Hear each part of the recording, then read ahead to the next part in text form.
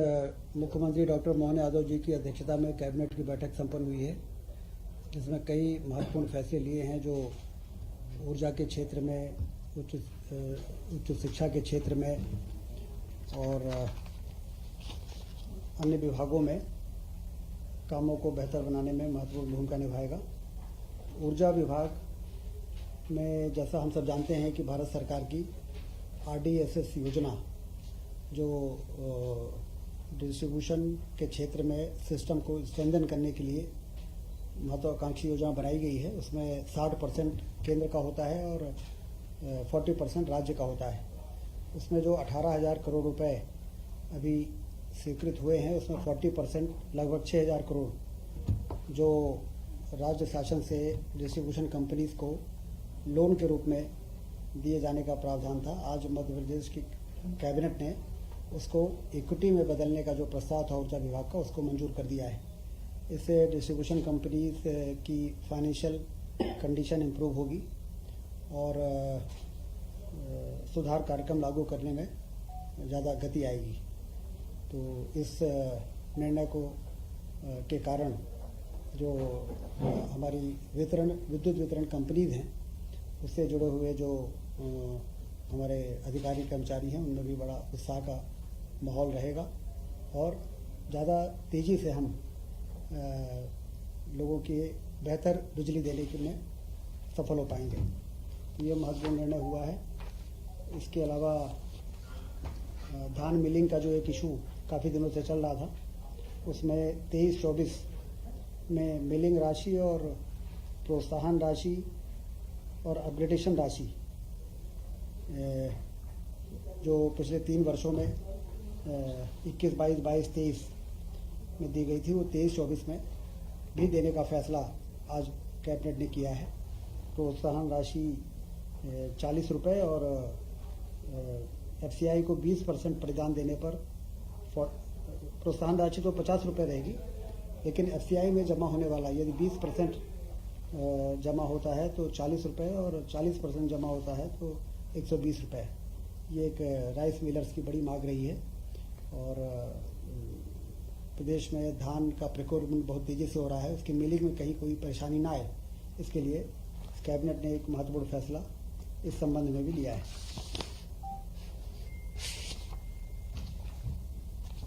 प्रधानमंत्री उच्चतर शिक्षा अभियान PM उषा के संचालन हेतु भी आज कैबिनेट ने स्वीकृति दी है। प्रधानमंत्री उच्चतर शिक्षा अभियान, जैसा कि हम सब जानते हैं कि राष्ट्रीय उच्चतर शिक्षा अभियान 1 और राष्ट्रीय उच्चतर शिक्षा अभियान, जिसे रूसा कहते हैं, चरण 2 केंद्र प्रवर्तित योजना के रूप में लागू कर प्रारंभ की गई थी।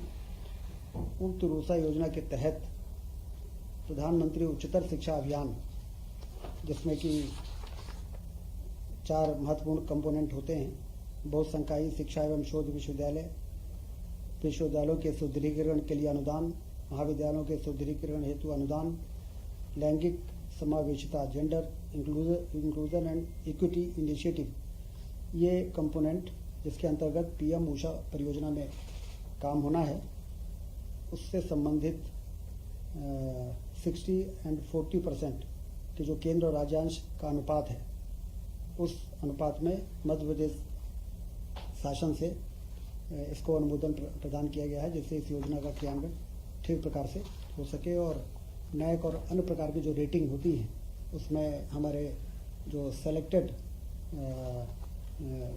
संस्थान हैं वो उसको पूरा कर सके।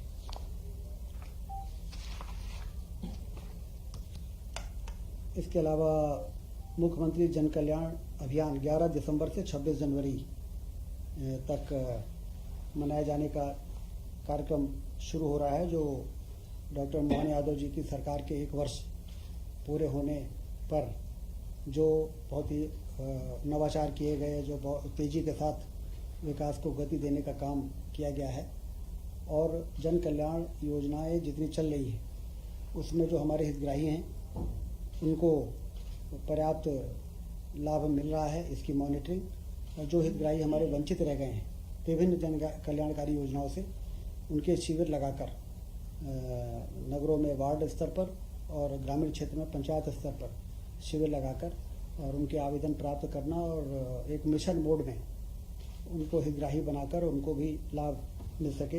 लगभग 45 योजनाओं के हितग्राहियों को 63 सेवाओं का लाभ पहुंचाना हमारा लक्ष्य है, जो इस जन कल्याण अभियान के दौरान पूरा किया जाएगा।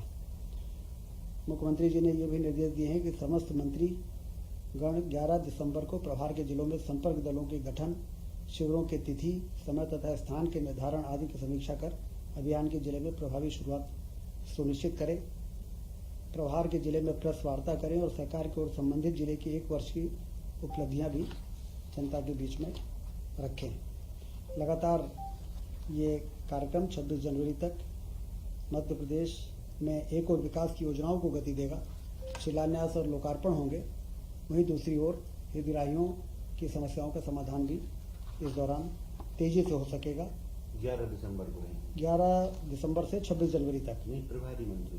हाँ, 11 दिसंबर को 11 दिसंबर को करेंगे सभी। शुरुआत करेंगे। अब वो सुविधा अनुसार आगे पीछे हो सकते हैं, लेकिन प्रभारी मंत्री इस दौरान प्रभाव जिलों में 1-2 दिन आगे पीछे हो सकता है। एक बड़ी उपलब्धि मध्य प्रदेश को मिली है। केंद्र सरकार ने 11 नवीन केंद्रीय विद्यालयों की सौगात दी है।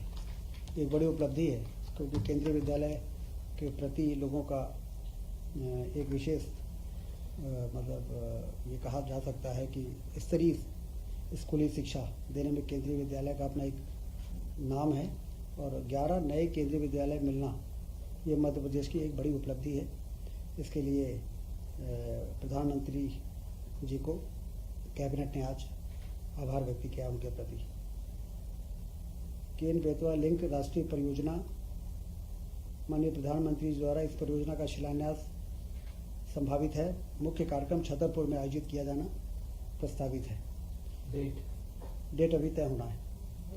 परियोजना अंतर्गत मध्य प्रदेश के जिले छतरपुर, पन्ना, टीकमगढ़, निवाड़ी, दमोह, शिवपुरी, दतिया, रायसेन, विदिशा एवं सागर, इन जिलों में शिलान्यास के दिन जिला स्तरीय किसान सम्मेलन आयोजित किए जाएंगे। केन बेतवा लिंक परियोजना का उद्देश्य बुंदेलखंड में कुल 8.11 लाख हेक्टेयर क्षेत्र में वार्षिक सिंचाई तथा उत्तर प्रदेश के 2.5 लाख हेक्टेयर में और 10.62 लाख हेक्टेयर क्षेत्र में वार्षिक सिंचाई सुविधा प्राप्त होगी।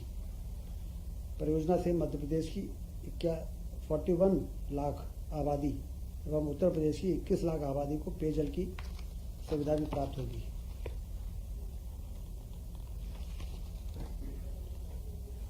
सत्रह दिसंबर को पार्वती काली सिंध चंबल लिंक परियोजना का शिलान्यास प्रधानमंत्री जी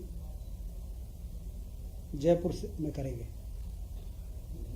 इससे 11 जिले गुना, शिवपुरी, सीहोर, देवास, राजगढ़, उज्जैन, आगर, मालवा, इंदौर, शाजापुर, मंदसौर एवं मुरैना जिले में सिंचाई की सुविधा से लोग लाभान्वित होंगे। इस परियोजना से 6,13,000 हेक्टेयर क्षेत्र सिंचाई से लाभान्वित होगा।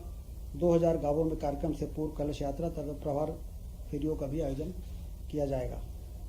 इन 11 जिलों में किसान सम्मेलनों का आयोजन किया जाएगा, जिसमें प्रभारी मंत्री, स्थानीय मंत्री, जनप्रतिनिधि इसमें उपस्थित रहेंगे।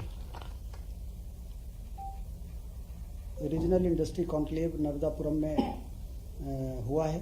7 दिसंबर को 4,000 से अधिक पंजीयन हुए। 31,400 करोड़ के निवेश के प्रस्ताव प्राप्त हुए हैं, जिसमें 40,000 लोगों को रोजगार दिया जाना संभावित है। औद्योगिक क्षेत्र मुहासा बाबई में विद्युत एवं नवकरणीय ऊर्जा उपकरण विनिर्माण इकाइयों को आवंटन पत्र जारी किए गए एवं भूमि पूजन भी किया गया। औद्योगिक क्षेत्र माना बुधनी में अधोसंरचना विकास कार्यों का लोकार्पण किया गया और मध्य प्रदेश पर्यटन विकास फिक्की के बीच समझौता ज्ञापन भी साइन हुए हैं। 24-25 फरवरी को ग्लोबल इन्वेस्टर समिट 2025 का आयोजन भोपाल में किया जाना प्रस्तावित है। इस कार्यक्रम के उद्घाटन हेतु माननीय प्रधानमंत्री जी से समय प्रदान करने का मुख्यमंत्री जी ने अनुरोध किया है। ये आज के कैबिनेट में ये महत्वपूर्ण निर्णय हुए हैं। साथियों, इसी प्रकार की अपडेट्स और जानकारी के लिए हमारे चैनल से जुड़े रहिए। अगर आपने अभी तक चैनल सब्सक्राइब नहीं किया हो तो प्लीज़ पहले चैनल सब्सक्राइब कर लो और पास में जो बेल आइकन उस ऑल पर सेट कर दे, ताकि आपको हमारे नए वीडियो नोटिफिकेशन प्राप्त हो पाए।